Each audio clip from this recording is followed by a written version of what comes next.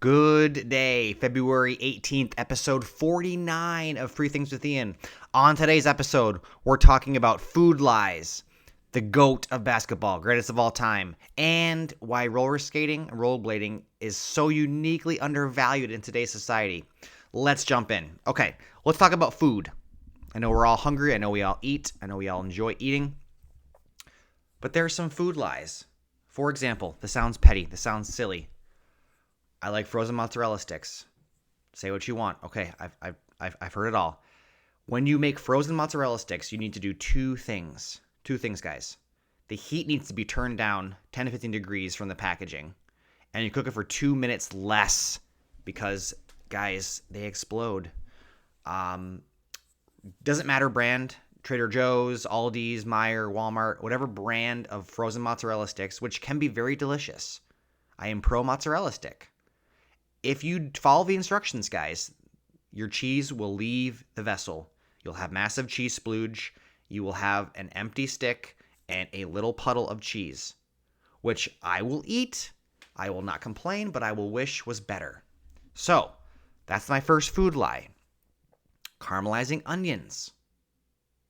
HelloFresh and these other companies that they give you instructions on how to create these meals. They always, whenever you read about caramelizing onions, they say it takes 10 to 15 minutes.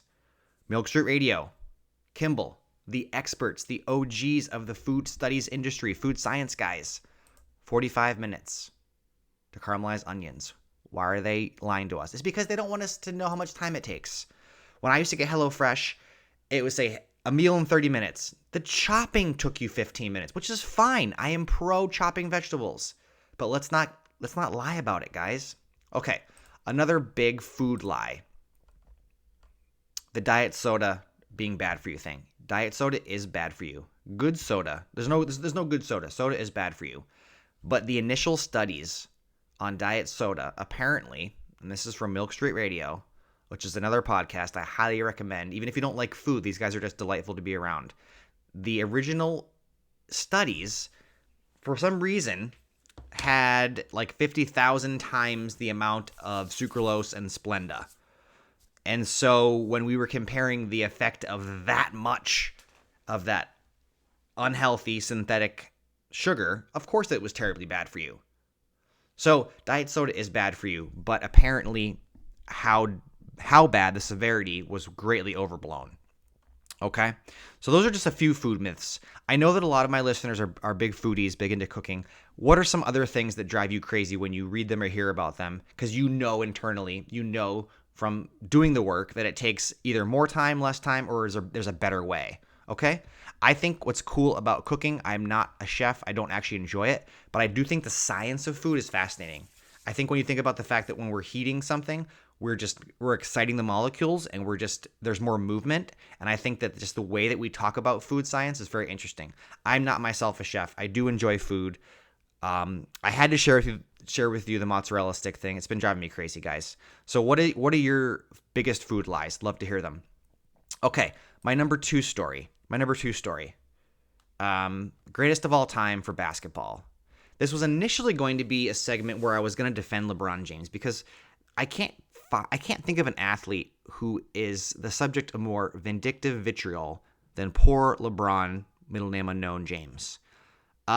He gets dumped on for everything, anything. I am very open and honest about not wanting to meet your heroes, right? Not wanting to actually learn about the people and the celebrities around you because you always find that nasty dirt and you realize that they're not great people and so and so and so and so and so. But I got to be honest, guys, when I think about LeBron James, what has this guy done? It's one of those things where he just gets dumped on. He gets dumped on. And I don't want to devolve this into a race discussion, but I know there's a part of that. I know that there's just a group of people out there that just can't wait, who have nothing else to do than just to razz on people. Anyway, though, I do want to have a conversation about the greatest of all time for basketball. And not just because the algorithm loves that conversation. But for me, there's really two players in basketball. There's Michael Jordan and there's LeBron James. There is really nobody else in that top pinnacle Mount Rushmore, right? There's really just two heads for me. There are a number of amazing players in that other tier. You have your Steph Currys and your Kobe Bryants and your Wilt Chamberlains, Kareem Abdul-Jabbars, even Nikola Jokic. He has like 3 MVPs already. He's already in that conversation, right? And you have your amazing scorers, Allen Iverson, Tracy McGrady. I can go on and on and on. I love talking about sports. But in terms of the greatest of all time, I think the conversation is, who would you rather have on your team? I think when you ask that question, the answer has to be the GOAT, the greatest of all time. Because when you ask that objective question, you are just looking for who is the player that is going to give you the most value in that moment that you want alongside you. That's the greatest. And so if you're asking about just pure, who do I want next to me? I'm going to go with Michael Jordan. And I think a lot of that has to do with the intangibles. Legendary competitive player, right? He famously would literally punch players in practice if they weren't playing hard enough. He demanded the ball, but he earned the right to be that demanding, right? He put the time in. He put the sweat equity. He worked and worked and worked. He came into the league a very good player and left it the greatest of all time. I think LeBron has more innate and natural ability. I think LeBron is a phenomenal scorer.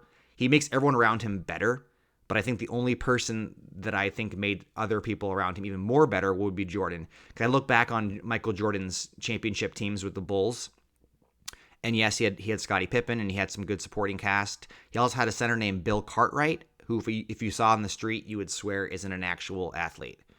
Steve Kerr was an excellent three-point shooter, but I would not consider him an amazing player. He was very good.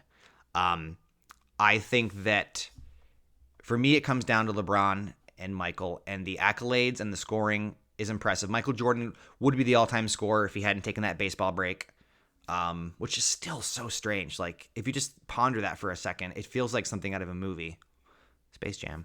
But in general, I just think that, yes, LeBron is bigger and stronger and arguably plays defense in a way that Jordan maybe didn't throughout his entire career. But if you just ask yourself, who do you want next to you? For me, it's Michael. So that's kind of part one of this debate. I think we could debate this a long, long, long time. I think the next best sports debate for basketball is who your top 5 players or your starting lineup. That way you have to do a point guard, you have to have a center, and it's a little bit more interesting. Shaquille O'Neal, dominant center, would not be able to play today's basketball. He wouldn't. No one's playing with their back to the hoop. Victor Wembanyama, 7'4", can shoot 3-pointers. Shaq cannot. God bless him. He's an amazing human being, it seems like, but 3-point shooting was not something. He couldn't shoot 3 throws, to be honest with you. So anyway, let's just table the discussion for now. My early prediction, my early prognostication for me, my vote is Jordan over LeBron. Love to hear what you guys have to say. And then, yes, we can do the lower pantheon. We can debate that till we're blue in the face. My last thing here, roller skating / rollerblading. Criminally undervalued, underrepresented. Once you understand how to do that sport, once you can do it without falling, I do think the fear of falling and the fact that you're usually falling on a pretty hard surface, and you have, exposed wrists, which you don't want to fracture, and it is painful. It is more painful. Well, I don't know if it's more painful than skiing, because snow is essentially concrete too. There's a little bit of fluff, but I mean, if you hit it hard enough, it is not very forgiving. I think once you push past the barrier of this is hard, I don't want to do it, I think that the amount of fun that comes back to you, that rebounds back to you, is more than almost any other activity. I hasten to call it a sport per se, because the way that most people do roller skating is at a rink and it's just around in a circle, and it's an activity. It is a great calorie burn. You're moving quickly. It has that illusion of speed, right? It's kind of like that go-karting phenomenon where you're in a go-kart and you feel like you're going like 100 miles an hour. You're going like 15, but it's the open air, it's the adrenaline, it's just that feeling of just pure movement. You feel like you're flying on rollerblades. You're not, but you have that feeling. It has the dopamine, has the adrenaline. It just, everything clicks together. I think that we need more roller skating rinks. I think they don't take up a ton of space. You just need that weird polyurethane surface. I am pro rollerblading. That's what I grew up on. I think roller skating is more interesting, but I don't think it is as I'm gonna say it to me, it's not as cool in terms of I mean, I can't really do it. So I know that there's more of like a dance and kind of like a vibe thing with roller skating as opposed to rollerblading. I grew up doing it. I encourage everybody to just, if you can't do it, understand that the first couple hours are not going to be pleasant. But I think it's one of those activities that I've never seen somebody unhappy once they've mastered it, right? It's one of those things that you maybe are not introduced to it at a super young age or at all. And so it's becomes something where I can't do it, so I don't want to participate in it. And that is tough. And I understand that feeling. I was lucky enough to be able to learn how to rollerblade at a pretty early age. Rollerblading outside is fine, but man, any friction, any asphalt that's not very nice or smooth, it's not as pleasant. That's why I'm very pro going indoors, paying whatever that fee is, and just having that smooth surface. So I'm going to be going rollerblading later this week. I can't wait. I'm already excited. Dust off the old blades, which are very old blades for those that know me. Let me know what kind of other activity that maybe not everyone can do, but that you enjoy. Love to hear about it. So let's wrap this puppy up here. We talked about food lies. I know there's a bunch more food lies. I guess my fourth thing would be Milk Street Radio was a really good podcast. I know I already pitched that.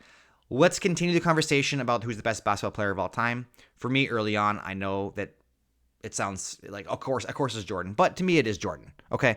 And then rollerblading, roller skating, keep doing it, keep loving it. Just push yourself. All right. I will see you guys later. Have a great rest of your day. Episode 50 tomorrow. Cannot believe it. Bye.